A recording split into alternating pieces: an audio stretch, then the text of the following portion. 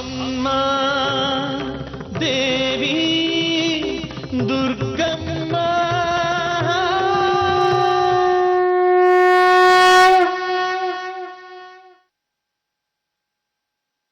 ಒಂದು ನಿರ್ಧಾರಕ್ಕೆ ಬರ್ತೀನಿ, ಹೆದರ್ಬೇಡ.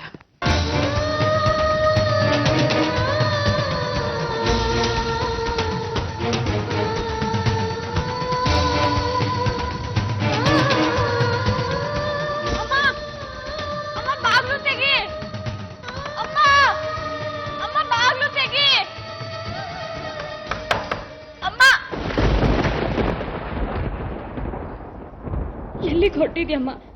ನಾನು ನಿನ್ ಜೊತೆ ಬಂದ್ಬಿಡ್ತೀನಿ. ನೀನಿಲ್ದೆ ನನ್ಗಿರಕ್ಕಾಗಲ್ಲಮ್ಮ. ನನ್ ಜೀವನ ಮುಗ್ದು ಹೋಯ್ತು ಕಣೆ. ಒಂದ್ ಕರ್ಮ ಏನು ಅಂದ್ರೆ ನಿನಗ್ ಮದ್ವೆ ಮಾಡಿ ಮುಗಿಸ್ಬೇಕಾಗಿತ್ತು. ಅದೊಂದು ಆಸೆ ಈಡೇರಿಸ್ಲಿಲ್ಲ. ಕ್ಷಮಿಸ್ಬಿಡು ದೇವಿ, ಎಲ್ಲ ಮುಗ್ದೋಯ್ತು ಕಣೆ. ಅಮ್ಮ, ಆತರ ಪಡ್ಬೇಡಮ್ಮ.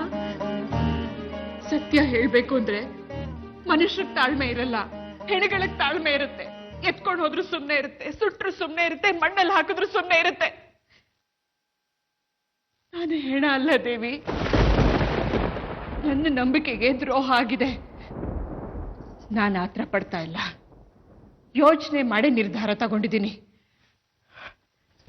ಅಮ್ಮ, ಎಲ್ಲಿಗೆ ಹೋಗ್ತೀಯ ಅಂತಾದ್ರೂ ಹೇಳು.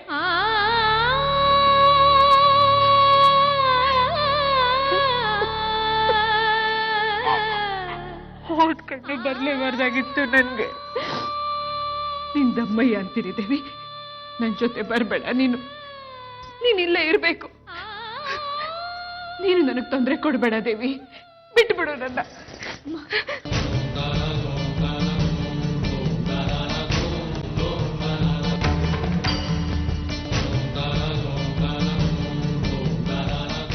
ಪಾರ್ವತಿ, ಒಂದು 5 ನಿಮಿಷ ನಿನ್ ಜೊತೆ ಮಾತಾಡ್ಬೇಕು. ತಪ್ಪನ್ನ ಸರಿ ಮಾಡ್ಕೊಳ್ಳೋಣ. ಅಕ್ಷತಾ, ದೇವಿ ಒಳಗಿರಿ, ಒಂದು 10 ನಿಮಿಷ. ದುಡುಕಬೇಡ. ದುಡುಕಿದ್ ನಾನಲ್ಲ, ನೀವ್ ದುಡುಕಿದ್ದು. ನೀವ್ ದುಡುಕಿದ್ದ ಸಂಕೇತವಾಗಿ 2 ಹೆಣ್ಮಕ್ಳು ನಿಂತಿವೆ ನೋಡಿ ಇಲ್ಲಿ. ಏನ್ರಿ ನೀವು ಒಂದು ಹೆಣ್ಣಗ್ ಮೋಸ ಮಾಡ್ಬಿಟ್ರಲ್ಲ. ತಪ್ಪಾಗಿದೆ ಕಣೆ, ತಪ್ಪಿಲ್ಲದ ಸಂಸಾರ ಇಲ್ಲ. ಅದಕ್ಕೆ ಹೇಳ್ತಿದ್ದೀನಿ, ಒಂದು 5 ನಿಮಿಷ ನನಗೆ ಮಾತಾಡೋದಕ್ಕೆ ಅವಕಾಶ ಕೊಡ್ಬೇಕು. ಏನು ಮಾತಾಡ್ಬೇಕಾಗಿಲ್ಲ. ಏನ್ ಉಳಿಸಿದ್ದೀರಾ ನೀವು ಮಾತಾಡೋದಕ್ಕೆ? ಏನ್ ಮಾತಾಡ್ಬೇಕು? ಶ್ರೀರಾಮಚಂದ್ರ ನೀವು ಅಂತ ಅನ್ಕೊಂಡಿದ್ದೆ ನಾನು. ತುಂಬಾ ಎತ್ತರದಲ್ಲಿಟ್ಟಿದ್ದೆ ನಾನು ನಿಮ್ಮನ್ನ. ಉಳಿಸ್ಕೊಳ್ಳಿಲ್ಲ ನೀವು. ಪಾರ್ವತಿ, ಆವೇಶ ಉದ್ವೇಗ ಬಿಡೆ, ಕೂತ್ಕೊಂಡು ಮಾತಾಡೋಣ, ಸರಿ ಹೋಗುತ್ತೆ. ಆವತ್ತೇ ನೀವ್ ಹೀಗೆ ಅಂತ ಹೇಳಿದ್ರೆ ನಾವ್ ಒಪ್ಕೋತಾ ಇದ್ದೋ ಏನೋ. 25 ವರ್ಷ ಪ್ರತಿ ನಿಮಿಷ ಸತ್ಯ ಮುಚ್ಚಿಟ್ಟು ನೀವು ಮೋಸ ಮಾಡ್ತಾನೆ ಬಂದ್ರಿ. ನೀನೇ ನನ್ ಪ್ರಪಂಚ ಅಂತ ಬಿಂಬಿಸ್ತಾ ಇದ್ರಿ, ನಾನು ನಂಬ್ತಾನೆ ಇದ್ದೆ. ಅಂಬುಜನ್ ಮಗುನ್ ಕೊಟ್ಟ ಮೇಲೆ ನನ್ನನ್ ವರ್ಷ ಅವಶ್ಯಕತೆ ಏನಿತ್ತು ನಿಮ್ಗೆ? ಅಂದ್ರೆ ಏನ್ ವ್ಯಕ್ತಿತ್ವ ನಿಮ್ದು? ಹೆಣ್ಣು ಹುಚ್ಚಿರೋ ಗಂಡಸು ಅಂತ ತಾನೆ? ಇಂಥವ್ರ ಜೊತೆ ನಾನು ಯಾಕೆ ಬದುಕ್ಬೇಕು? ಯಾಕೆ ಇರ್ಬೇಕು ನಾನು ನಿಮ್ ಜೊತೆ? ಬಿಡಿಸಾಗ. ಪಾರ್ವತಿ ನೋಡು, ನನ್ ಮಾತು ಕೇಳು, ಹೋಗ್ಬೇಡ, ಕೂತ್ಕೊಂಡು ಮಾತಾಡೋಣ, ಎಲ್ಲ ಸರಿ ಹೋಗ್ತೇವೆ. ಹೋಗ್ಬೇಡ ನೀನು. ಬನ್ನಿ ಅದಕ್ಕೆ ಹೋಗೋಣ. ಕಾರ್ತ ಬಂದಿನಿ, ಎಲ್ಲ ವಿಷಯ ಗೊತ್ತಾಗಿದೆ ನನಗೆ. ಅಯೋಗ್ಯರಿರೋ ಕಡೆ ನಿಮ್ಮಂತರು ಇರಬಾರ್ದು. ಬನ್ನಿ. ನೀನೇನಯ್ಯ ಒಂದು ಗೂಡ್ಸ್ ಬಿಟ್ಬಿಟ್ಟು ಮನೇಲೆ ಚದುರಂಗ ಆಡ್ತಾ ಮನೆ ಮುರಿತಿದೆಯಲ್ಲ. ನಿನಗೆ ಯೋಗ್ಯತೆ ಇಲ್ಲ. ದೇವರಂತ ಅತ್ತಿಗೆಗೆ ಮೋಸ ಮಾಡಿದ್ಯಾ. ವಾರಕ್ಕೆ ಮುಂಚೆನೆ ಎಲ್ಲ ವಿಷಯ ಗೊತ್ತಿತ್ತು ನಮಗೆ. ತಾಯಿ ಅಂತ ಅತ್ತಿಗೆ ಏನಾದ್ರೂ ಅನಾಹುತ ಮಾಡ್ಕೊಂಡ್ಬಿಡ್ತಾರೆ ಅಂತ ನಾನು ದೇವಿ ಈ ವಿಷಯನ ಮುಚ್ಚಿಟ್ಟಿದ್ದೀನಿ. ಅದಕ್ಕೆ ಮದುವೆನ ಮುರಿದಿದ್ದೀನಿ. ಬನ್ನಿ ಹತ್ರ ಹೋಗೋಣ. ಈ ದೇಹದಲ್ಲಿ ಸ್ವಲ್ಪನಾದ್ರೂ ಶಕ್ತಿ ಇದ್ರೆ ಅದು ನೀವು ಹಾಕಿದ ಅನ್ನದಿಂದ ಅಷ್ಟೇ. ಬನ್ನಿ ಹೋಗೋಣ. ಪಾರ್ವತಿ, ಬಿಡೋದಿಲ್ಲ ನೋಡು. ಈಗ ನೀನು ಹೊರಟ್ಬಿಟ್ರೆ ಸಮಸ್ಯೆ ಶಾಶ್ವತ ಉಳಿದ್ಬಿಡುತ್ತೆ. ಹೋಗ್ಬೇಡ ಕಣೆ, ನಾನ್ ಬಿಡಲ್ಲ. ಹೋಗ್ಬೇಡ ನೀನು. ದಾರಿ ಬಿಡಲ್ಲ. ಪಾರ್ವತಿ ಪಾರ್ವತಿ ಪಾರ್ವತಿ ಪಾರ್ವತಿ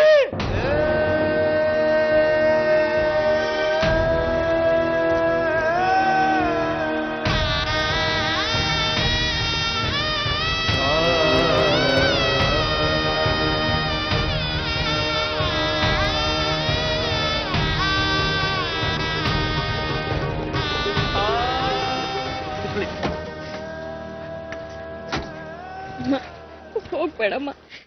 ನೀನಿಲ್ದೆ ನಾನು ಹೇಗಿರ್ಲಿ? ಇರ್ಬೇಕು ದೇವಿ, ಇದನ್ನೇ ಬದುಕು ಅನ್ನೋದು. ಇಲ್ಲಿ ಯಾವುದು ನಿಲ್ಲಲ್ಲ, ಯಾವುದು ಉಳಿಯಲ್ಲ. ಉಸಿರಿರೋವರೆಗೂ ಮನೆ, ಉಸಿರು ಹೋದ್ಮೇಲೆ ಸ್ಮಶಾನ ಇಲ್ಲೊಂಥರ ಬದುಕು ಅಲ್ಲೊಂಥರ ಬದುಕು. ಮನೆ ಸ್ಮಶಾನ ಆಗಲ್ಲ ದೇವಿ.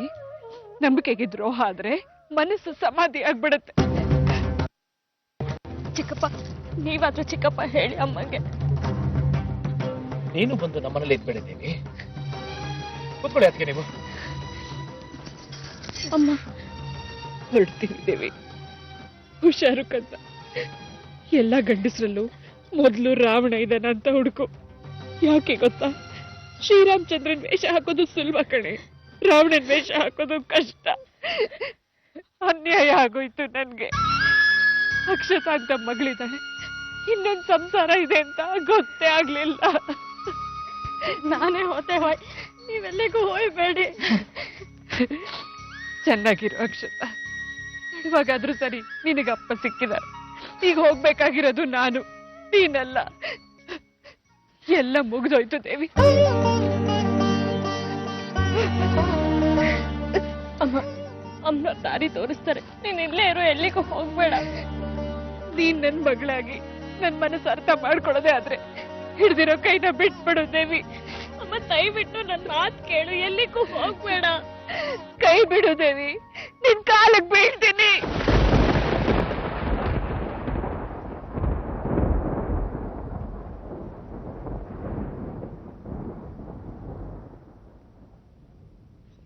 ಸನ್ಯಾಸತ್ವನೇ ಸರಿಯಮ್ಮ. ಸಂಸಾರ ನಶ್ವರ.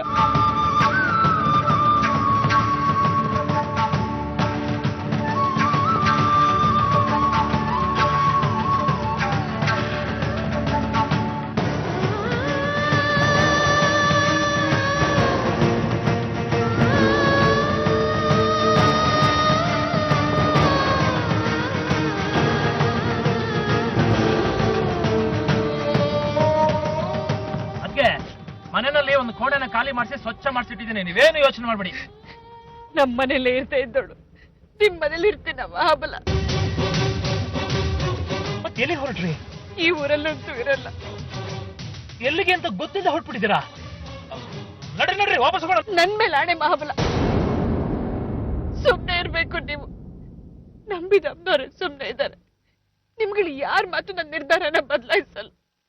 ನಿಮಗ್ ಕೈ ಮುಗಿತೀನಿ, ನನ್ನ ಬಸ್ ಸ್ಟ್ಯಾಂಡ್ ಬಿಟ್ಟು ಬಿಡಿ. ಇನ್ನೇನು ಕೇಳ್ಬೇಡಿ, ನನ್ ಪ್ರಾಣ ಹೋಗತ್ತೆ.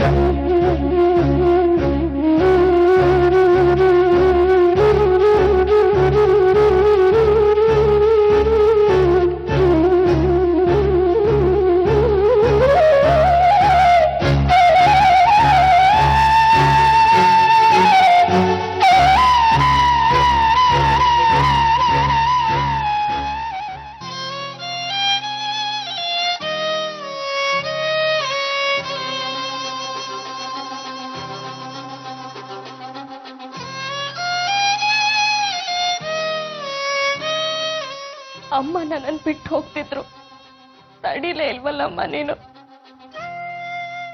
ನೀನಿದ್ರು ನಿನ್ ಕಣ್ ಮುಂದೆನೆ ಅಮ್ಮ ಮಗಳು ದೂರ ಆಗ್ತಿದ್ರು.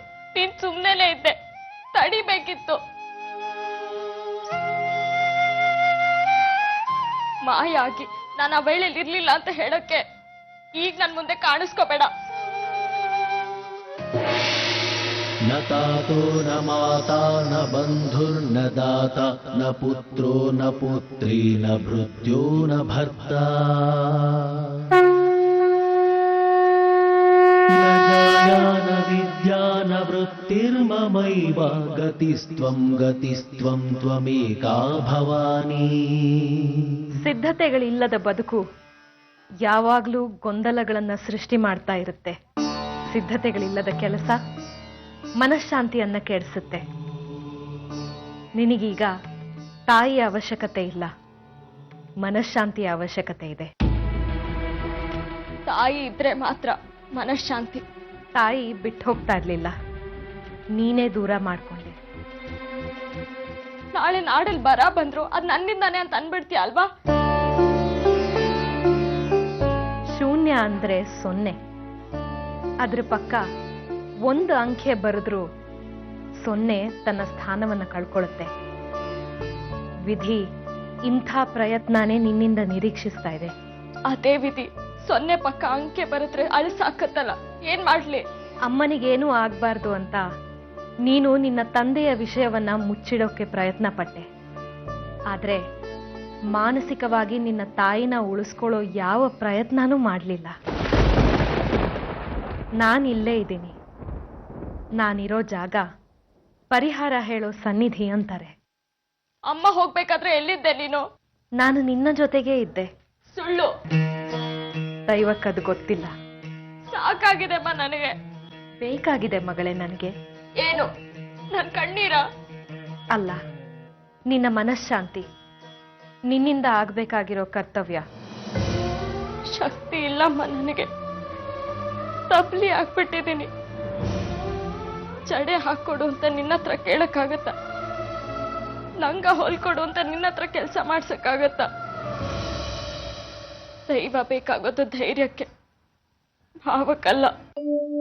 ನೀನು ಕರೆದಾಗ ಬರೋ ನಾನು ಧೈರ್ಯ ಕಲ್ದೆ ಇನ್ನೇನು? ಬರದೇ ಇಲ್ವಮ್ಮ ಅಮ್ಮ. ನಾನು ಕಳ್ಕೊಂಡ್ಬಿಟ್ನ ಅವಳನ್ನ. ನಿನ್ನನ್ನ ನೀನು ಕಳ್ಕೊತಾ ಇದೀಯಾ ಅಷ್ಟೇ. ಅಮ್ಮ ಇನ್ಯಾವ ಕಾರಣಕ್ಕೂ ಬರಲ್ಲ ಬಿಡು, ನನಗ್ ಗೊತ್ತು. ಇಂಥ ಅಪ್ಪನ ಜೊತೆ ಬದುಕೋ ಆಸಕ್ತಿನ ಕಳ್ಕೊಂಡ್ಬಿಟ್ಟಿದ್ದಾಳೆ. ದೈವದ ಬಗ್ಗೆ ನಿನಗೆ ಆಸಕ್ತಿ ಕಡಿಮೆ ಆಗ್ತಾ ಇದೆ, ಅದಕ್ಕೆ ಇದೆಲ್ಲ.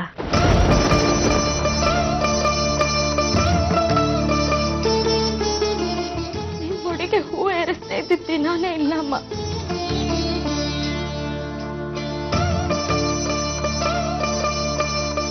ಎಲ್ಲ ನಿನಗೆ ಬಿಟ್ಟಿದ್ದೀನಿ, ಎಲ್ಲ ನಿನ್ ಪಾದಕ್ಕೆ ಹಾಕಿದ್ದೀನಿ. ನೀನ್ ಕೊಟ್ಟಿದ್ದನ್ನ, ನೀನ್ ಕಿತ್ಕೊಂಡಿದ್ದನ್ನ ಯಾರಿದ್ಲು ಕೊಡಕ್ಕಾಗಲ್ಲ. ನಿನಗೇನು ಬೇಕು, ನಿನ್ನ ಜೊತೆ ಏನಿರ್ಬೇಕು, ನಿನ್ನ ಅಗತ್ಯ ಏನು ಅನ್ನೋದನ್ನ ಖಚಿತಪಡಿಸ್ಕೊ. ದಾರಿ ನಾನ್ ತೋರಿಸ್ತೀನಿ. ಮನಸ್ಸನ್ನ ಸಿದ್ಧ ಮಾಡ್ಕೊ. ಒಳ್ಳೇದಾಗ್ಲಿ.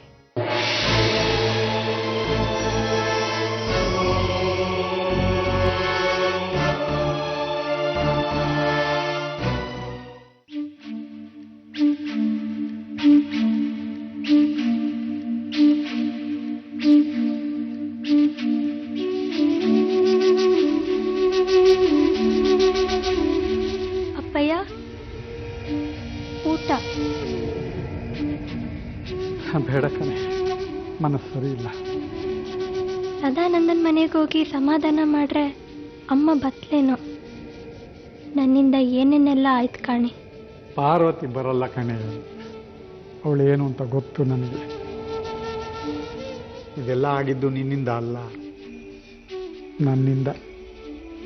ನೀ ಹೋಗಿ ಊಟ ಮಾಡು. ಅಪ್ಪಯ್ಯ ಸಿಕ್ಕರ ಮೇಲೆ ಸಂತೋಷವಾಗಿಪ್ಪ ಅಂದೇಳಿ ಅಂದ್ಕೊಂಡಿದ್ದೆ. ಆದರೆ ಅಪ್ಪಯ್ಯ ಸಿಕ್ಕಿದ್ದಿನ್ವೇ ಉಪವಾಸ. ಪರಿಸ್ಥಿತಿ ಹಾಗಿತ್ತು ಕಣೆ. ಎಂತ ಪರಿಸ್ಥಿತಿ? ನನ್ನ ಕಾಂಬಕ್ಕೆ ಬಪ್ಪು ಕಾಯ್ದೆ ಹೋದ್ದು.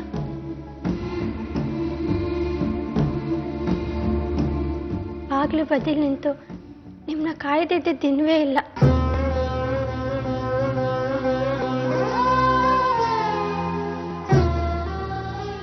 ನಿಮ್ಮೂರಿನ ಪಂಚಾಯಿತಿ ಮುಗಿಸಿ ಬಂದ ಮೇಲೆ ನಿಮ್ಮ ಸಮಸ್ಯೆ ಎಲ್ಲ ನಿವಾರಣೆ ಆಯಿತು ಅಂತ ಸುಮ್ಮನಿದ್ದೆ. ಅಂಬುಜ ಹೋಗಿದ್ದೆ ನನಗೆ ಗೊತ್ತಾಗಲಿಲ್ಲ. ಹಾಗೂ ನಿಮ್ಮೂರಿಗೆ ಬರೋಣ, ನಿಮ್ಮನ್ನೆಲ್ಲ ನೋಡೋಣ ಅಂತ ಅನ್ನಿಸ್ತಿತ್ತು.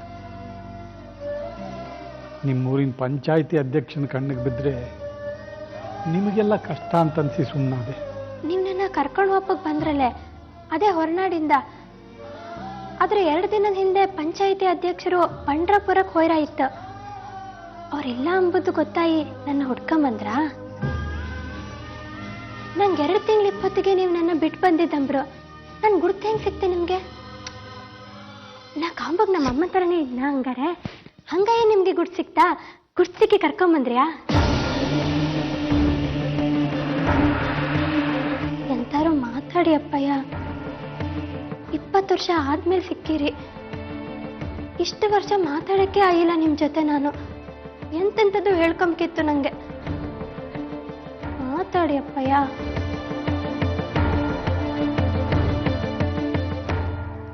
ಎಂತಕ್ ನಗ್ತಿದ್ರಿ? 20 ವರ್ಷಗಳ ಹಿಂದೆ ಮೌನವಾಗಿ ಗತಿಸಿ ಹೋಗಿದ್ದು ಈಗ ಮಾತಾಡೋದಕ್ಕೆ ಶುರುವಾಗಿದೆ. ಆ ಘಟನೆ ಇನ್ನೂ ನನ್ನ ಮನಸ್ಸಿನಲ್ಲಿ ಕುಣಿತಿದೆ. ಮಾತಾಡೋದಕ್ಕಾಗ್ತಿಲ್ಲ ಕಣೆ ಅಕ್ಷತ. ಮೌನ ಮಾತಾಡೋದಕ್ಕೆ ಶುರು ಮಾಡಿದ್ರೆ ಮಾತಿಗೆ ಜಾಗವಿಲ್ಲ.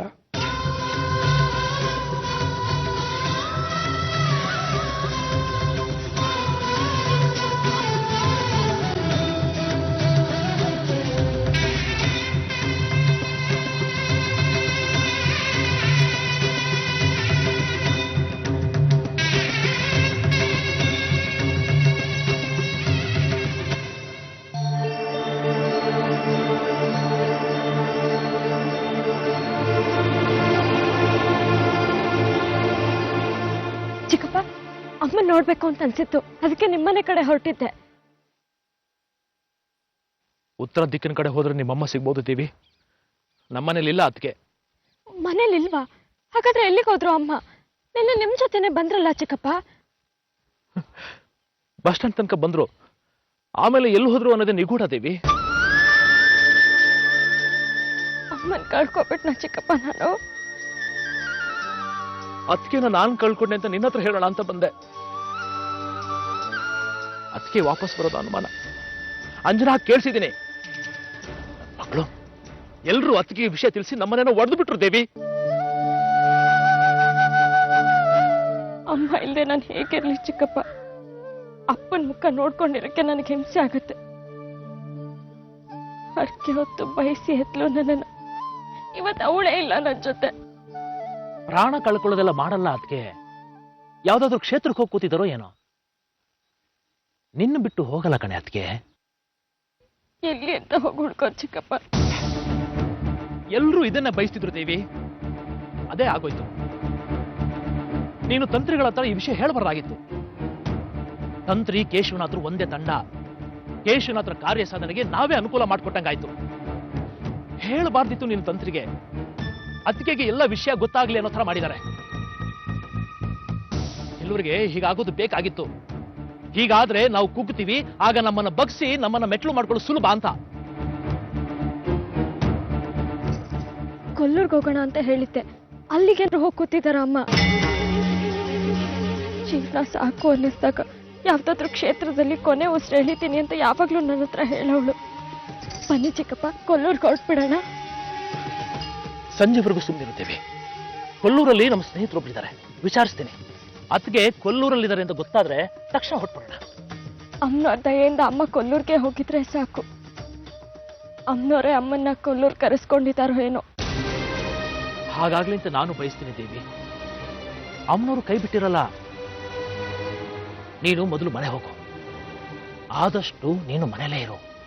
ಆಮೇಲೆ ನಿನ್ನ ಮನೇಲಿ ನಿನಗೆ ಜಾಗ ಇರಲ್ಲ. ಅಮ್ಮ ಇಲ್ಲಿದ್ ಮನೆ ಕಾಡು ಅಂತ ಅನಿಸ್ತಿದೆ.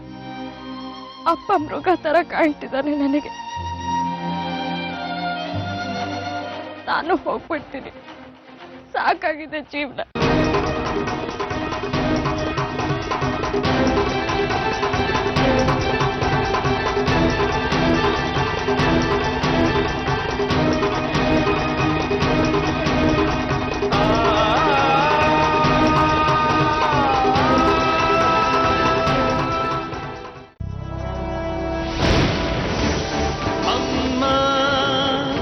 ದೇವಿ